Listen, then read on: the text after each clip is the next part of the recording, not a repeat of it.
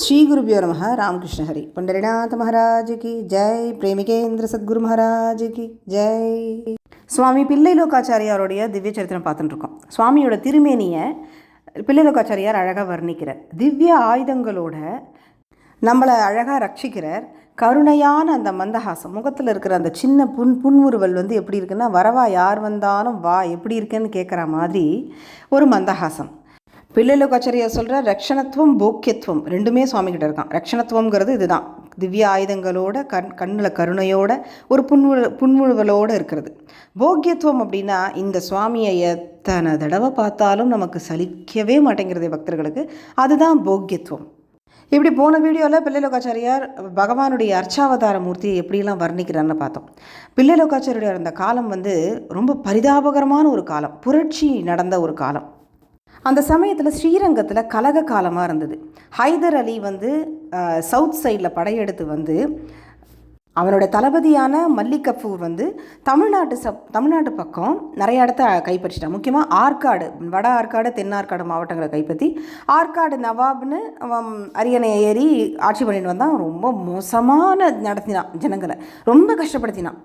இது கிபி 1311 நடந்தது. தன்னுடைய ராஜ்யத்தை ஸ்தாபிச்சுட்டு தமிழ்நாட்டையே சூறையாடுறாவா. அவள் தமிழ்நாட்டை மட்டும் இல்லை, தமிழ்நாட்டு பெண்களை, கோவில்களில் இருக்கக்கூடிய செல்வத்தை எல்லாத்தையுமே சூறையாடுறா. எல்லா ஜனங்களையும் முஸ்லீம்களாக மதம் மாற்றுறா. அப்படி மதம் மாற முடியாதுன்னு சொல்கிறவால கொலை பண்ணுறா. பெண்கள் எல்லாரையுமே அழிச்சின்னு போய் மதத்தில் சேர்த்துக்கிறா. இப்படி ராட்சசத்தனமாக அந்த முஸ்லீம்கள் பாடுபடுத்தின்னு இருக்கும்போது சமயபுரத்துக்கிட்ட அவள் முகாமிட்டிருக்கா. அடுத்தது ஸ்ரீரங்கத்துக்கு வரப்போகிறா. அந்த சமயம் இதை கேள்விப்பட்ட உடனே வைஷ்ணவ சமூகம் அப்படியே கொந்தளிக்கிறது. எல்லாத்தையும் இதுகள் இப்படி கொள்ளையடிச்சுன்னு வரும்போது இங்கே இருக்கிற ஸ்ரீ வைஷ்ணவர்களுக்கு கவலை என்னென்னா, எப்படி ஸ்ரீரங்கநாதனை காப்பாற்ற போகிறோம் அப்படிங்கிறது தான். ஏன்னா ரங்கநாதன் சாதாரணமான மூர்த்தி கிடையாது. எவ்வளோ யுகங்களுக்கு முன்னாடி தோன்றினவர்னு யாருக்குமே தெரியாது.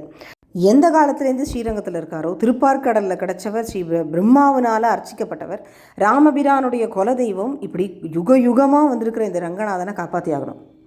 இத்தனைக்கும் அந்த காலம் பெருமாள் பிரத்யட்சமாக பேசுகிற காலம். பிள்ளைலோகாச்சாரியார் தேசிக சுவாமி கிட்டலாம் அப்படியே பேசுவார் சுவாமி.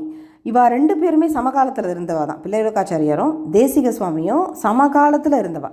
இதை தவிர நிறைய மகான்கள் இருந்தார். ஸ்ரீபாஷ்யத்துக்கு விவரணம் எழுதினவர் சுதர்சன பட்டருங்கிறவர். அவரும் அந்த காலத்தில் தான் இருந்தார். ஸ்ருத பிரகாசிகா அப்படிங்கிற கிரந்தத்தை எழுதினர் இந்த சுதர்சன பட்டர். அவர் அந்த சமயத்தில் ஒரு ஆச்சரியமான கிரந்தம் அது. அவர் அந்த கலக கால சமயத்தில் அவர் இறந்து போய்டுறார். அவருக்கு ஒரு சின்ன குழந்தை. அந்த குழந்தைய தேசிக சுவாமி கிட்ட கொடுத்து இந்த கிரந்தங்களெல்லாம் கொடுத்து, இந்த எத்தனை தான் கொள்ளையடிச்சுன்னு போனாலும் நம்ம மதம் திரும்ப வரும், இந்த மதத்துக்கு அழிவுங்கிறதே கிடையவே கிடையாது. அதனால் இந்த சாஸ்திரங்கள் ரொம்ப முக்கியம், இந்த புஸ்தகங்கள்லாம் ரொம்ப முக்கியம். அதே மாதிரி குழந்தையும் காப்பாற்றுன்னு சொல்லி தேசிகர் கையில் அந்த குழந்தையை ஒப்படைச்சிட்டு இவர் காலகதி அடைஞ்சிட்டார். இப்போ இந்த கிரந்தங்கள்லாம் எடுத்துகிட்டு அந்த குழந்தையும் அழைச்சிட்டு தேசிக சுவாமி அந்த குழந்தைய பார்த்துக்கணும் இல்லையா, அவர் கிளம்பி போயிட்டார் அங்கேருந்து. இப்போ ஸ்ரீரங்க ரங்கநாதரை எப்படி காப்பாற்றுறது அப்படிங்கிறது ஒரு பெரிய கேள்வியாக இருந்தது. எல்லா ஸ்ரீ வைஷ்ணவர்களும் சேர்ந்து மூலவருடைய இந்த சன்னிதானத்தை கல்லுனாலேயே திற பண்ணிட்டா. அதாவது கல்லால் கட்டடம் மாதிரி செவுறு வச்சு எழுப்பிட்டா. சுவாமி ரங்கநாதருக்கு இந்த பக்கம் செவுறு வச்சு கல்லால் மூடி நாப்பில் எழுப்பிட்டா. உள்ள அவன் பார்த்தான்னா, சரி இந்த விக்கிரகத்தெல்லாம் எடுத்துன்னு போயிட்டா போல இருக்குன்னு நினச்சிக்கிட்டோம், இங்கே எதுவுமே இல்லைன்னு நினச்சிட்டு தேட வந்தவன் ஒன்றும் இல்லையாக்குன்ட்டு போகட்டும் அப்படின்னு அவள் முடிவு பண்ணிட்டான். அதனால் கல்லுனால சுவாமிக்கு ஒரு திரை எழுப்பிட்டான். அப்புறம் தாயாரை எப்படி மறைச்சி வைக்கிறது? தாயாரை வில்வ விருட்சத்தின் அடியில் தாயாருக்கு உள்ளே வச்சு தாயாருக்கும் திரையினாலே கல் இப்படி மறைச்சிட்டா ரெண்டு பேரையும். மூல விக்கிரகங்கள் பிரச்சனை இல்லை. இப்போ அர்ச்சாவதார மூர்த்தியை மாத்திரம் காப்பாற்றியாகணும். சில ஸ்ரீ வைஷ்ணவர்களோடு சேர்ந்துட்டு நம்ம பிள்ளைலோகாச்சாரியார் இந்த அர்ச்சாவதார மூர்த்தியை எடுத்துட்டு அங்கேருந்து புறப்படுறார். இதே ஸ்ரீரங்கத்தில் இன்னொரு கதையும் உண்டு. அதாவது இப்போ நம்ம பார்க்குற வெள்ளாயி கோபுரம்னு இருக்குது இல்லையா, வெள்ளையாகவே இருக்கும், பெயிண்டே அடிச்சிருக்க மாட்டாங்க. அந்த கோபுரத்துக்கு பின்னாடி ஒரு தியாக கதை ஒன்று இருக்குது. வெள்ளாயின்னு ஒரு நடனம் ஆடுற மங்கை ஸ்ரீரங்கம் கோவிலில் இருந்திருக்கா. அவள் ஸ்ரீரங்க ரங்கநாதன் மேலே அளவுக்கு அதிகமான பக்தியோடு இருந்திருக்கா. அந்த சமயத்தில் இந்த தளபதியில் ஒருத்தன் தங்கி இங்கேயே இருந்து முகாமிட்டு இங்கே இருக்கிற எல்லா செல்வங்களையும் எடுத்துன்னு போகணும். ஏன்னா இந்த கோவில் பார்க்குறதுக்கு ரொம்ப பெருசாக இருக்குது, நிச்சயமாக இந்த செல்வங்கள் இவ்வளவு கம்மியாக இருக்காது, இங்கே இன்னும் நிறையா இருக்குது, சிலைகள் இல்லாமல் எடுத்துன்னு போகணும்னு சொல்லிட்டு அங்கேயே தங்கியிருக்கான். இவனோட திட்டத்தை தெரிஞ்சுட்டு அந்த முகலாயன் அவன் அந்த தளபதியுடைய எண்ணத்தை தெரிஞ்சுட்டு இவன் வந்து என்ன பண்ணுறா, அவனை பேசி மயக்கி இங்கேயே கோபுரத்தினுடைய உச்சியில் ஒரு அறை இருக்குது, அந்த அறையில் நிறையா நீ நினைக்கிற மாதிரி செல்வங்கள் இருக்குது, நான் அவனை அழைச்சின்னு போகிறேன்னு சொல்லிட்டு அவனை மட்டும் தனியாக அழைச்சின்னு போய் அந்த மேலே கோபுரத்துக்கு மேலே அழைச்சின்னு போய் அங்கேருந்து அவனை கீழே தள்ளி இந்த முகலாய படைக்கிட்ட தானும் மாட்டக்கூடாதுங்கிறதுக்காக தானும் கீழே குதித்து செத்து போய்ட்றான். இவருடைய தியாகத்தை குறிக்கும் விதமாக இன்றைக்கும் அந்த வெள்ளை கோபுரத்துக்கு வந்து பெயிண்ட்டும் அடிக்க மாட்டான், வெள்ளாய் கோபுரம்னே இந்த கோபுரம் அழைக்கப்படுறது. 1987 தான் அஹோபிலம் ஜீயர்னால் இப்போ இருக்கிற மெயின் கோபுரம் கட்டப்பட்டதே தவிர அதுக்கு முன்னாடி வரைக்கும் மெயின் கோபுரமாக இந்த வெள்ளை கோபுரம் தான் இருந்திருக்கு. சரி, இப்போ பிள்ளை லோகாச்சாரியார் ரொம்ப கஷ்டப்பட்டு சுவாமியை எடுத்துகிட்டு சில சிஷ்யர்களோடு சேர்ந்து ஜோதிஷ்குடி அப்படிங்கிற இடத்துக்கு வந்து சேர்ந்தார்.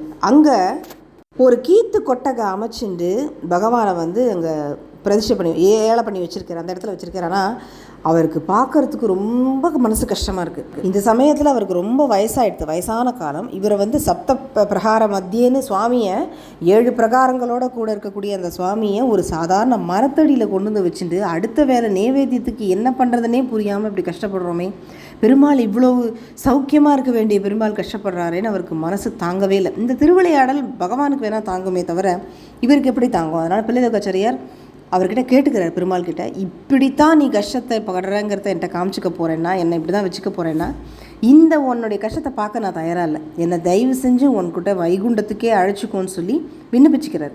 கேட்டுண்டபடியே பெருமாளும் அவர் பரமபதத்துக்கு சேர்த்துக்கிறார். அவரை சரணாகதி அடைஞ்ச உடனே அவர் என்ன கேட்டார்னா, ஸ்ரீரங்கத்தில் ஒரு நாயாவது இருப்பேன்னு சொன்னாரே ஒழிய இப்படி எம்பெருமான் கஷ்டப்படுறத பார்க்குறதுக்கு தனக்கு இங்கே இருக்கவே இஷ்டம் இல்லைன்னு சொல்லி சரணாகதி பண்ண உடனே அவரை வைகுண்டத்துக்கு சேர்த்துக்கிறார். அந்த மரத்தடியில் முடியாமல் படுத்துட்டு இருக்கார். போயிட போகிறான்னு தெரிஞ்சுட்டு சிஷ்யர்கள்லாம் கூடி ஒரே அழறா, எங்களுக்கு என்ன கதி, பெருமாளுக்கு என்ன கதி, பெருமாள் கதி என்னங்கிறத பெருமாள் பார்த்துக்க போகிறார், இருந்தாலும் நாங்கள் இந்த பெருமாளை வச்சு நாங்கள் எங்கே போகணும், என்ன வருவோம், என்ன செய்வோம், நீங்கள் எதுவுமே சொல்லாமல் இப்படி நீங்களும் கிளம்பிட்டா நாங்கள் என்ன ஆவோன்னு சிஷ்யர்கள்லாம் ஒரே அழறா. அப்போ பிள்ளை லோகாச்சாரியார் சொல்கிறார், திருமலை ஆழ்வான் அப்படின்னு இப்போ மதுரையை ஆட்சி பண்ணிட்டு இருக்கார் ஒரு ராஜா. அந்த ராஜா அப்பா இறந்துட்டதுனால இளவரசனாக வந்து அவரை முடிசூட்டியிருக்கா. அவர் லௌகீக காரியத்தில் லௌகீக பணிகள்லாம் செஞ்சுட்டுருக்கார். ஆனால் மிகப்பெரிய மகான் அவர்.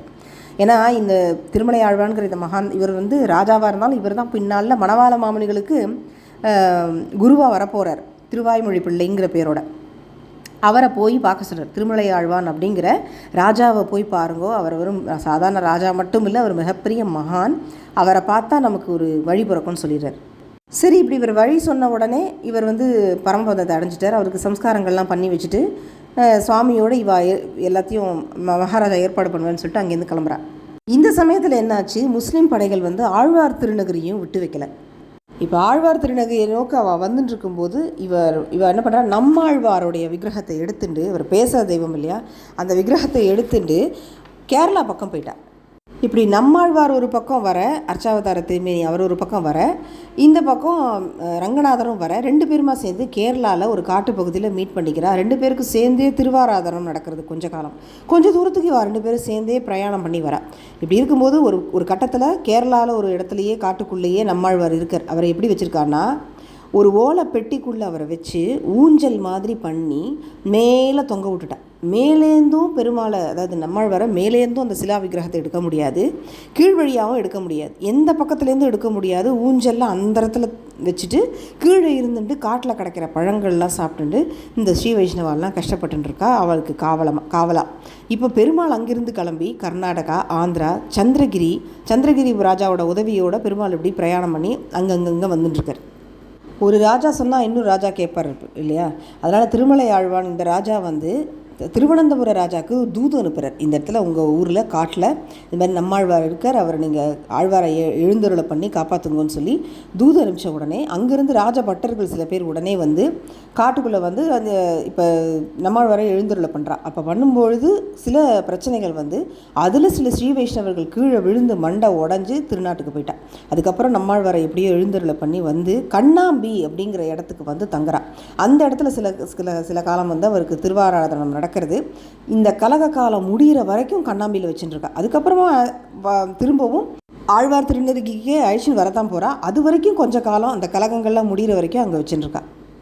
இப்படி நம்மாழ்வாருக்கு இப்படி நடக்கிறது. பெருமாள் இந்த மாதிரி வந்துட்டுருக்காரு. எங்கே வந்துட்டுருக்காருன்னா, இப்போ செஞ்சி ராஜாவோட சலுகையினால் அங்கங்கே வட ஆற்காடு தென்னார்காடு இந்த மாவட்டங்கள் எல்லாத்தையும் கடந்து தாண்டி வந்து சஞ்சாரம் பண்ணி திருமலைக்கு வந்துட்டார்.